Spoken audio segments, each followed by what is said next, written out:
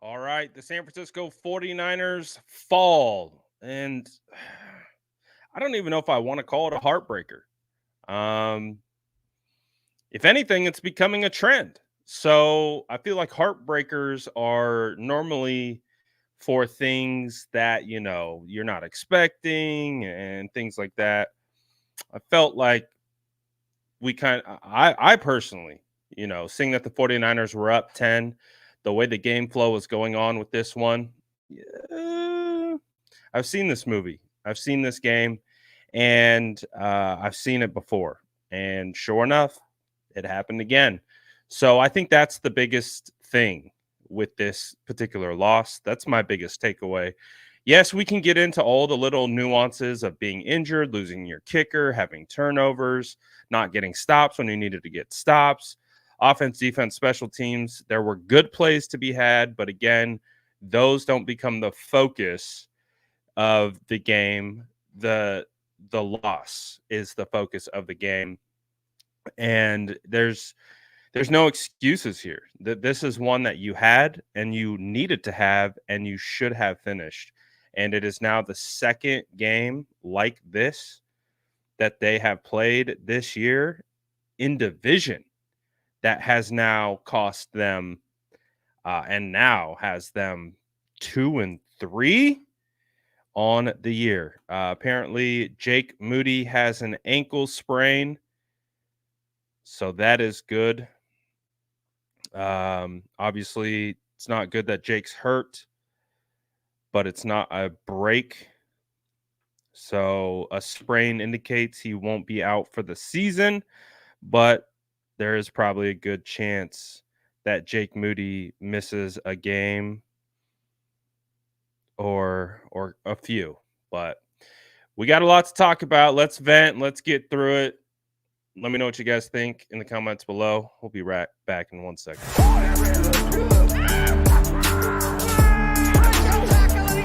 Smash that like button if you haven't already. Love to see it.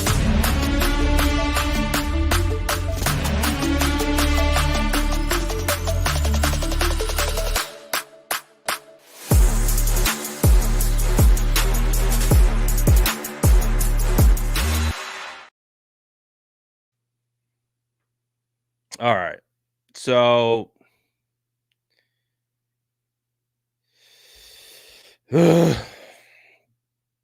tough game. Tough game. And again, it's not even tough. It's tough because this is a game you should have won and needed to win, and you had it in the bag. And yet again, the 49ers head into the fourth quarter and literally fumble away the game. And so it was unfortunately all three phases of the game, but still uh an unfortunate thing. So I'm just gonna flat out ask this question because I've already seen it all over the place. So I'm just gonna ask you guys. And you guys tell me what you think. Do you think that Kyle Seed is getting warm? Do you think this has an impact on Kyle? Do you think that this is more to be concerned than anything else? Um, because again, it's not a one-off. This is now the second time that the 49ers have done that this year. This is a trend throughout the years. Um, to the point where I was talking about it earlier this week when we were talking about this exact scenario. We actually identified this scenario heading into this game, talking about how I have PTSD when the 49ers have a 10-point lead heading into the fourth quarter. The reason why that exists is for what we just saw. And we've seen it in the biggest moments. We've seen it in games like this where you should have won. You It's tough, man. It's like a disappointing feeling. You know what I mean?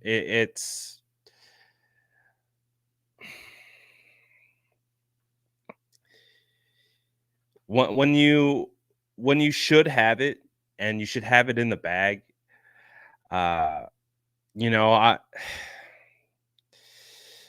I mean, I do. I gotta look at Kyle a little bit here. This is becoming a concerning trend, and again, you could feel it heading into the fourth quarter.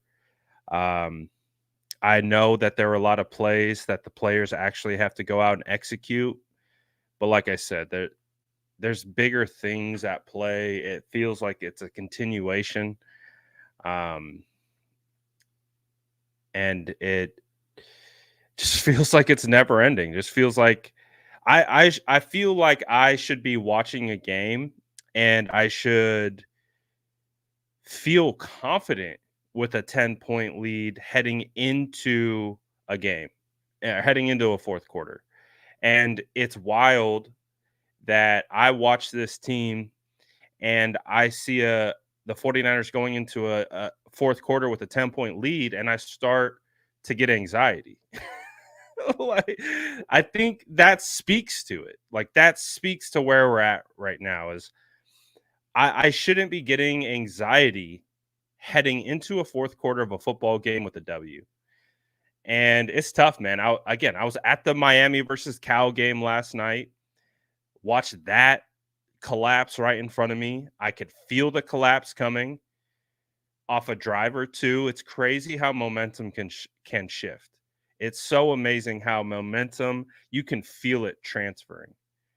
And just like this game, you could feel the momentum transferring to the Cardinals.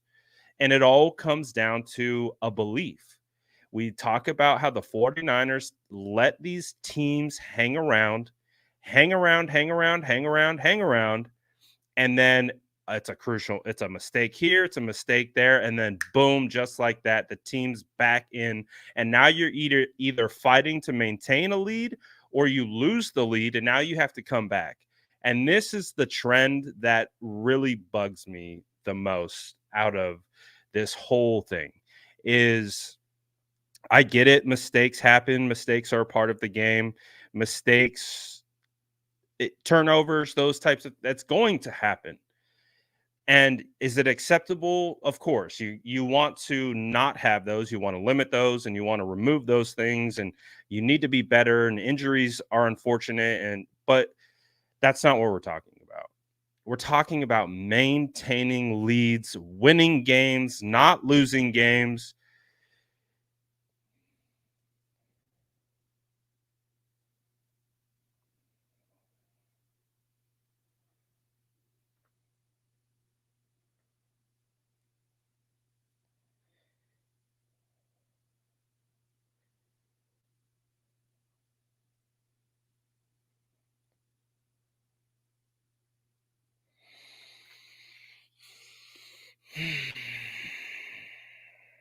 It's twice in division. Two times the 49ers have done that this year in division. They're 0-2 in division for how they've managed games. It's tough, man. Like, because this team is better than this. That's the hard part. It's like to me, they're not playing up to who they are. And some people might say this is who they are.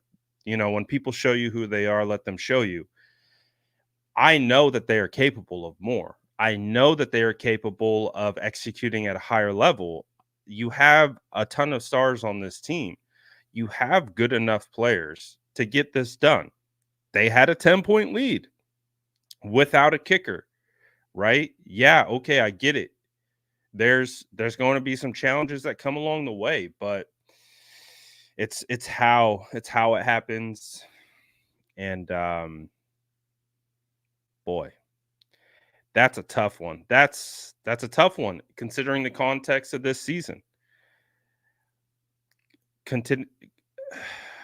Jeez. Jeez. And again, after that off season, you talk about the mood and how the fan base is feeling. Dude, the fan base ain't happy. The fan base wasn't happy heading into week 1. the fan base is up, been charged up with how last season ended, how this off season went, and now you add into the fact that you got some rocky play going on. You've got some rocky back and forth. You've got some rocky execution. Two games already lost that you should have won in a 5-game sample size.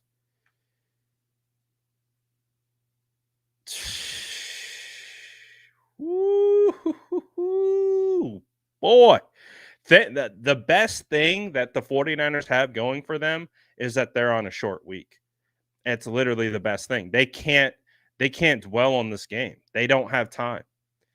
They don't have time, and they just have to now go play Seattle. That's honestly the best thing that they have going for them is that they don't have time to sit on this loss. I don't know if sitting on this loss would help them. I don't know if marinating in this feeling would help them. But again, not ideal. It's not a good trend. It's not a good trend. It's not a good start. It's not. Mm-mm, mm-mm, mm-mm. You know me. You know me. I can find optimism in a lot of things in football, but you know when I don't see optimism in something, I'm going to tell you. And the thing that is really troubling me about this is the trend. I feel like, as someone who is neurodivergent, one of my superpowers of having ADHD is the ability to be able to identify and spot trends. Um, and again, this is a trend. This isn't a one off. This isn't, we'll get them next time kind of a situation, and those do exist, and those have happened this season. We'll get them next time.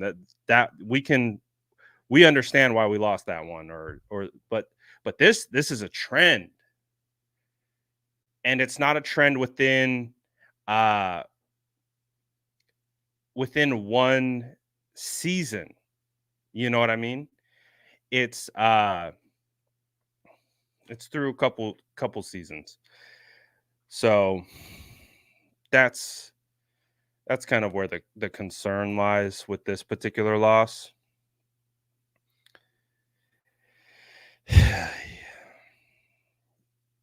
And it sucks because we got a really good game out of Brandon Ayuk.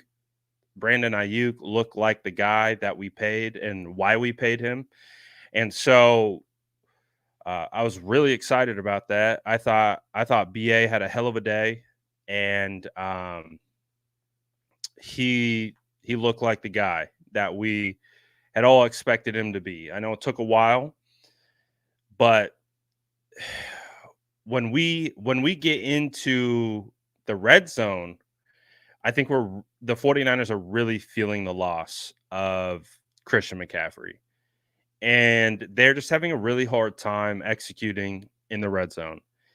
Red zone offense and I think the defense getting off the field are really, really the biggest struggles for for this team. And they're good enough. I get it. I get that not having CMC changes things, but I still believe that this team is good enough to be able to score at will with Ayuk, Jennings, Debo, Jordan Mason, Purdy. That shouldn't be a crutch. It is a connection. It is a real thing that they do miss Christian McCaffrey, but they should still be able to execute without them. It's not like they should be getting into these areas every single time, and it's just like, oh, we don't know what to do. And I know it's not that simple, and I know I'm really minimizing it than what it really is. Um, but what it feels like at the end of the day.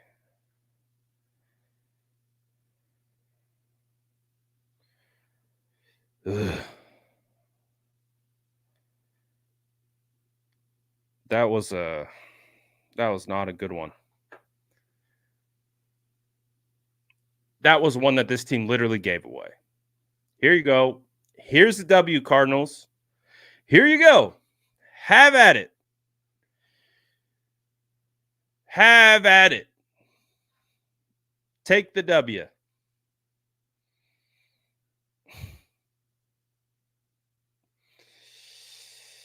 Man.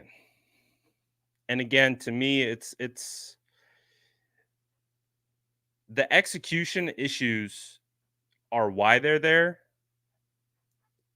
but it's yeah, I mean coaching deserves credit for this, you know. They're a part of it. It's both. It's both ends of the spectrum. Players got to execute, players got to coach better. Coaches got to put their players in better situations. I don't think the coaches are doing a good job of putting their players in better situations. I don't think the players are executing to their highest level. I think they're doing well in spots. I think in spots, in drives, in quarters, they look good. They look like what we expect them to be. It's not all bad. It's when it matters most is when it starts to go downhill. And that is the trend. That is the problem. That is the concern with this team right now. Is games are going to have to be scrappy. Games are going to be about overcoming mistakes. It's when it matters most they let it slip. And that is an identity crisis. That is a fundamental, like, intrinsic quality. It's not an execution. It's not like it's I don't even know how to explain it. It's a thing where it's like it's almost unquantifiable. It's like an intangible of a team. Like we talk about quarterback intangibles. This is a team intangible. A team intangible is sticking together when things get crazy. When stuff starts hitting the fan, you somehow overcome and you somehow push past. It feels like when things are getting a little crazy with this team, it does feel like that is starting to slip a little bit. And again, very well could be, you know, where it's right after it's right after a loss. I'm emotional, you're emotional. We're all upset. We should have won that game. Should have won that game against the Rams. This is an interesting comment. They feel like a bunch of individuals.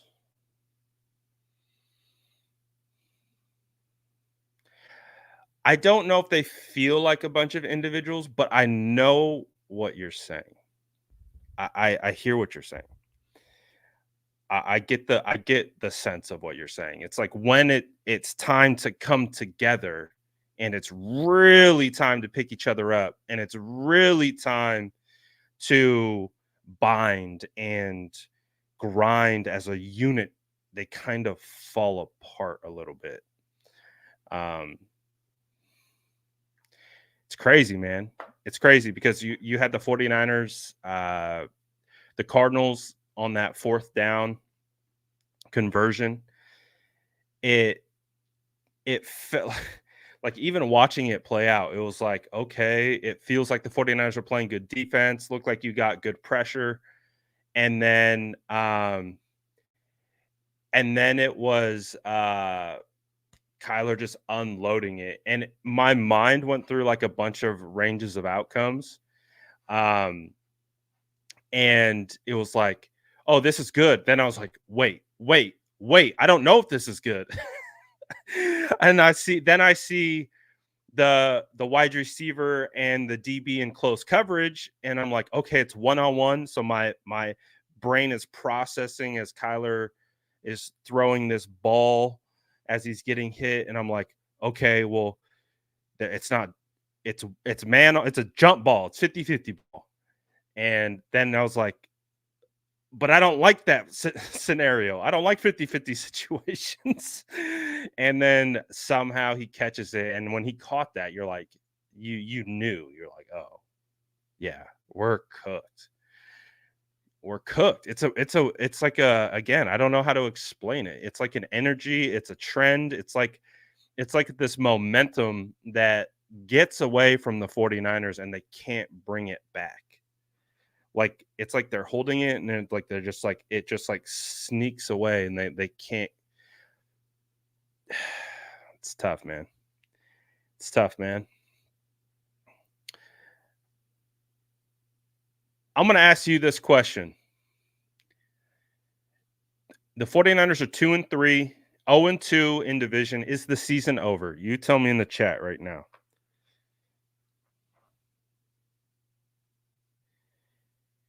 You tell me right now. Is this season over? 2-3, 0-2 in division. This is again not a reflection of how I feel. I want to hear from you. I want to know how you are quantifying this. Are you having a short-term reaction? You having a long-term reaction? What do you deem the current status of this team? So I see multiple comments back and forth. But what I do find encouraging is that not all of you are counting this season over with. So I think that's where we're currently at. This has been a disappointment of a season up until now. And with this loss, with the Rams loss, those two losses to me are the most egregious.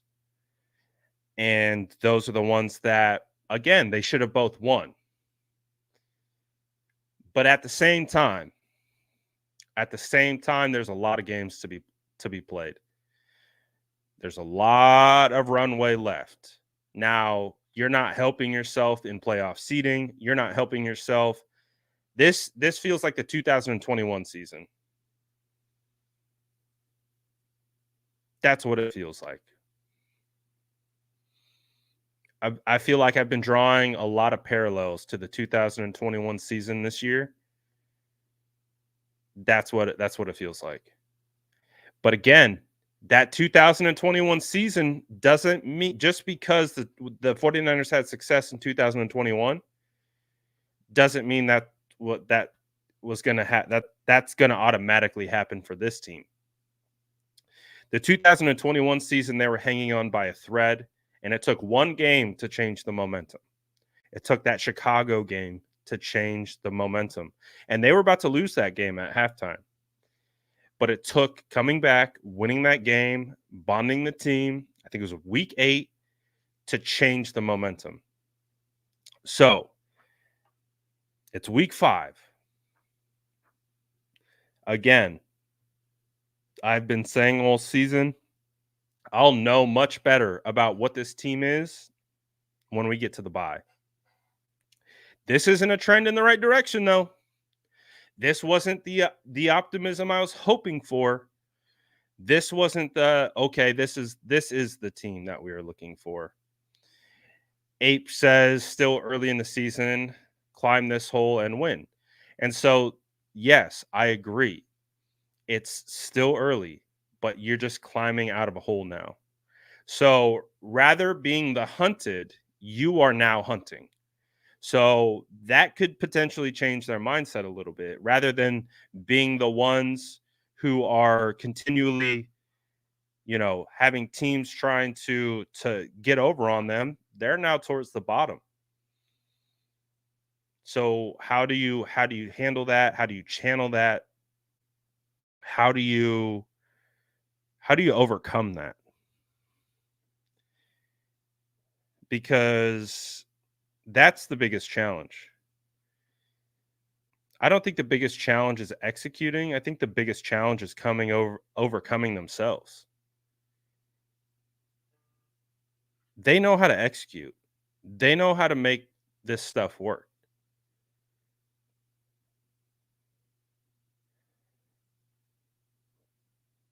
but it's just not happening right now. It's not happening at a consistent enough level. And ooh, that's a rough one. That's a rough one. So so obviously, if this is how the 49ers continue to play, obviously coaching will only become a more and more and bigger conversation. So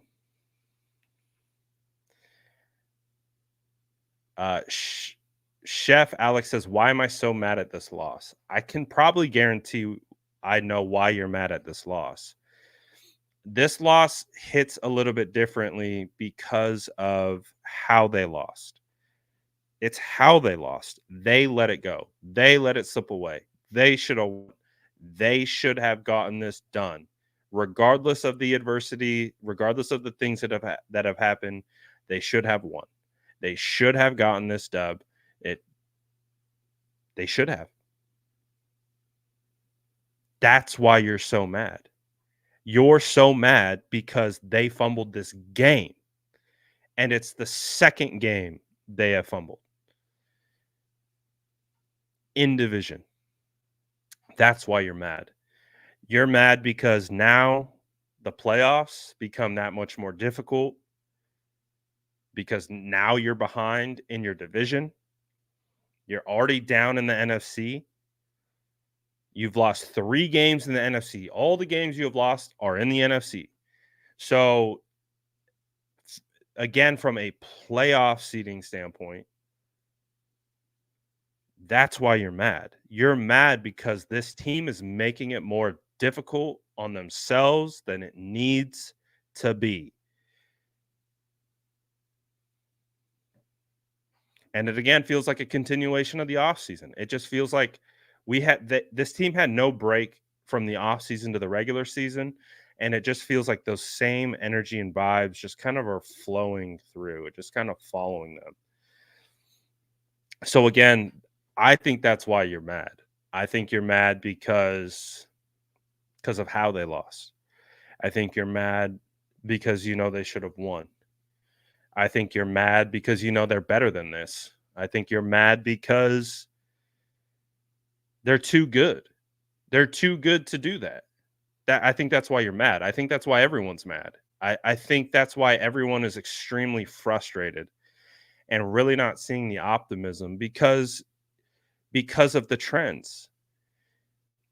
There was a lot of good plays made today. There was. There were some good efforts, but that doesn't become highlighted because of how they lost. So, man, they gotta figure this out. Whew, they gotta figure it out, and they got no time. And again, I do think that this is probably the best thing that can happen for them is that they can't think about this loss. They really just have to start preparing for Seattle, and then now they have to go into a hornet's nest in Seattle, and now they have to try to save their season because you go 2-4. Oh my gosh, you're in a hole. We've seen the 49ers in these holes. And the thing that we can all look back on is yes, they pulled themselves out, but it was very difficult for them to pull themselves out of that hole. It wasn't a cakewalk. It wasn't like everything just started clicking. There was still a lot of adversity along the way. So there's two ways that you can look at this. I think, that one Brock Purdy interception was unfortunate, getting batted and, turning into an interception. I thought for the most part, Brock played really well. He wasn't perfect. but I thought he was making plays, um, considering the circumstances. And you've got guys like Kittle, BA's playing better now, Debo, Jennings, Mason's playing well. And just like Kittle was talking about, he says even if your defense has the worst game of their life, the offense should still be playing a game that's good enough that you should win. And it's unfortunate to have it lopsided like that, but that's just a reality. I don't think the defense is what it once was. The defense isn't what we used to know, right? It's not at least it's not playing it that way. You lose Talanoa Hufanga. We don't know what the extent of his injury is and how long he'll be out. Malik Mustafa shows, flashes of being good. Jair Brown, ups and downs with Jair. Uh, I don't know. The defense just isn't. We got a glimpse of that against the Patriots, but again, yeah.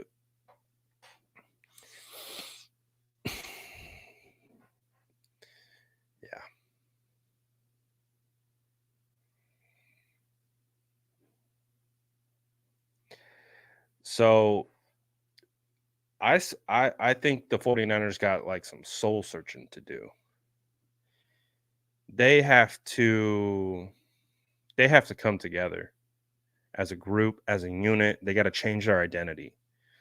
Right now their identity is they can't finish. And that's a tough identity to have. It's a tough identity for Kyle. That's a tough like it's tough being known for, oh, he was a great coach, but he could never just finish the job. That's a tough one. That's a tough that's a tough spot to be. So they gotta change that. They gotta change their identity. I do think that starts with Kyle. I think that absolutely starts with Kyle. He has to do something to inject belief into this team. He has to do something to inject a killer mindset into this team. They that there I bel It feels like he has this mentality where he plays to not lose games instead of playing to win games. And as a result of that concept, the reverse boomerangs comes back around and he ultimately is seeing kind of the repercussions of playing like I don't know, man. Like that's what I've been talking about it all year. It's like I keep talking about like this killer mindset, killer mentality, you know, attacking 10-point leads like you're down 7. It's a mentality thing. It's a again, football teams, they have these like I don't even know how to explain it. They have aura. They have an aura to them based on the group they have, the leadership, they develop this aura. Right now, the aura of this team is they can't finish, and that is tough. That is tough. And how do you change that aura? You have to go out and you have to functionally execute things that you're not good at, you need to change them. You need to evolve them. So like that's why like these fourth quarter mentalities, these third quarter mentalities, I want to see a shift in how they attack, in how they uh close out games, and but just like really I don't know, just really I don't even know if it's an aggressive. It's hard to quantify, but that's just really where it's like the soul of the team. The soul of the team, they got some searching to do. They have some absolute searching to do, and they got to figure it out. So, man,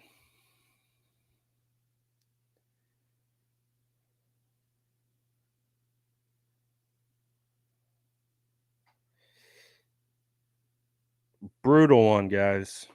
There's no sugarcoating it. That one's brutal.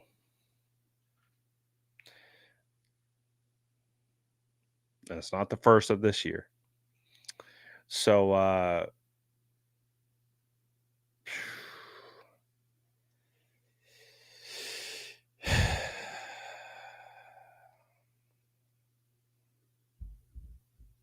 so man, uh this tape is going to be an interesting one to get into because typically tape doesn't really match how you feel when you're watching it like live. Although I don't think that will change much. I'm still curious to see what the tape says. Um let's pull the chat before we get out of here. Let's kind of set the standard of where we're at, all right? Um so I mean it might be similar question to what I already asked, but we'll see. We'll see. I asked you guys if you think the season is over um with this, and it's kind of along the same lines, but I'll ask it to you in a different way. Are you and it's a very simple. It's one or the other. You can only you can only pick one side. There's no dipping your toes in each side. You got to answer. So this is the question. Are you in or are you out on this team? And when I say that, and I just want to see that the answer, you're in or you're out. Out meanings you don't think they're going to the playoffs. You don't think like you're out. You're out on them. You're in means, yeah, we could be struggling right now, but I still see it. I still see the path that can be corrected. Doesn't mean it's going to happen, but you see it. It's still there. You're 2 and 3, in or out. In or out. You can't have one foot on each side. You can't be half in, you can't be half out. You have to be in, you have to be out. Those are the rules. So what I do like is that I do see a lot of people still saying they're in. I do see people saying they're out, which I also understand. I definitely get it. I I can understand why you would be throwing your hands up and being like, "I'm out. These guys are cooked. They're on fraud watch, all that stuff." I get it. But I am still in. And I don't know if that is because I know why. I know why. It's because I still have a belief in the team. I still believe they have a good enough team. I still believe they have good enough players. I still feel like with Brock at quarterback, you should be able to overcome a lot of things. And if the defense and special teams and offense can get back to playing complementary football, there should be a situation that exists where they can get this thing on track. But as it stands right now, it's just a little disjointed. Something's off. Something's off, but that doesn't mean means I don't have to bail. We can talk about it as it is. There's something off right now with this team, and again, we talked about it with against the Patriots. Should have been a 50-point win against the Patriots, right? Same thing. Um, we even in the wins, we've talked about this. So I'm still in, but they have some real soul searching to do. They've got to stand in front of that mirror and decide what team they're going to be, and they've got to get it back on like again. We got back on track against the Patriots because they got a win in a way that they needed to get the win, but there was still a lot to things to clean up. Those same things that they needed to clean up against the Patriots showed and reared its ugly head against a better team. And when you just transfer that, and that's the difference of playing a bad team and playing a team that's better than what the Patriots were. So I'm still in, but they need to be in too. They need to come together. They need to circle the wagons, and they need to say F everybody, F everyone's opinion. Everyone's going to be coming at their necks, media, fans, everyone. They're going to be coming at them. So in these moments, as a team, you circle the wagons. You shut everyone out. You don't listen to the noise, and you have real hard conversations with your teams, with your players, with your coaches, and you guys figure this out because they have the parts to do it. They just got to get it done. So we'll see. We'll see, but appreciate everyone for tapping in. I know that was a brutal, brutal, brutal loss. And definitely is going to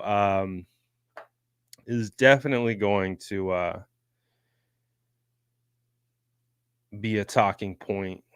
But thankfully, again, for them, that they do have a quick turn and they have a chance to get this back on track. Now, you lose to the Seattle Seahawks. We're back. To me, we're back into the Patriots territory.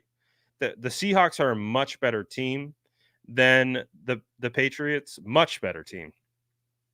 But if you still lose this game, you're severely damaging your shot at really having a successful season. Again, you're just digging the hole deeper. Niners for Life says this has to be the worst D I've seen in 40 years, unfortunately. Yeah, they're not playing their best ball, that's for sure. Definitely not. They have their moments, but just it's not happening consistently enough. And so this is a big week. We already knew that this was a big week against the Cardinals, but it just got real serious. It got serious because if they lose to the Seahawks, ooh boy. Oh boy, you think you're mad at Kyle Shanahan now? Oh, you think you're mad at Kyle now? Well, if the 49ers lose to the Seattle Seahawks, you're going to be real mad at Kyle. I don't even think you guys have realized how angry you can be at Kyle if he keeps heading down this path. So, and that's the cutthroat nature of the business, man. It's a production business. You know, and again, never once throughout this show have I said it's time to fire Kyle. I still don't think that's an answer for anything, but I do think it's up to Kyle to get this corrected. I do think the issues lie at Kyle's feet.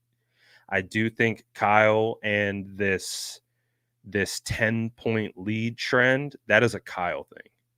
That is how I look at it. That's on Kyle. Kyle needs to get that together. Kyle needs to look himself in the mirror and needs to figure out something like, hey, however I do it in these moments, maybe I should switch it up. Maybe, I chew gum in the fourth quarter. Maybe I should should eat some seeds or something. I don't know. I'm just saying, like, he's gotta come together with this team, and they have to really do some soul searching on what they want their identity of this team to be, because the identity of the team that they're starting to develop isn't an identity of a team that is going to win Super Bowls. So we'll see. We'll see. Moody says, I respectfully disagree. It's a player thing to me. I mean, I agree to an extent for sure, that the players have to execute and they got to do their job, because it's not Kyle out there on the field executing. But when I look at this 10-point lead issue being a thing over multiple different rosters, multiple different quarterbacks, and for Kyle, blatantly, it's over multiple different teams. It's just a trend. It's a trend. So that's, again, to be able to buck a trend, you have to start. You can't keep doing the same thing and expecting different results. I think that's kind of where I'm getting to with the whole, like, it lies on Kyle's feet, is I don't want this team to think that, oh, hey, well, let's just keep doing what we're doing and everything's going to be fine. I think there needs to be an adjustment, and I can't even tell you what that is, because it's a much harder thing to quantify and pinpoint and just like, oh, well, let's change this out. It's not that easy, but I do think it is something that is concerning at the end of the day. That the 10-point lead thing is concerning for me, because it's happened over multiple teams, multiple rosters, and it's just, I don't have the answer, but I see it. I see it. But like I said, and I'll say it again, thankfully for the 49ers, they have a short week and they can absolutely turn the page right away and go straight into Seattle. I really do think that's the best thing for them, is that they can't dwell on this. And I do think they'll be pissed off by this, and they should be pissed off by this. And now, again, how do they respond? How do the 49ers respond? That is the challenge that they now have in front of them going on a short week to Seattle. So we'll see. But yeah, brutal loss. Brutal loss. No other way to put it. No moral victories for this one against the Cardinals. It's the one you should have had, and you fumbled it. So brutal. Absolutely brutal. And again, you stack 2 losses in a row. Yee-hoo-hoo. Can't fall into that territory. So big week. Must win coming up against Seattle. Boy, oh boy. It's going to be a fun couple of days talking Niners ball. Let me know. Yeah, you've already let me know. But I appreciate you guys. I'm going to get out of here for now. Crazy stuff. Peace.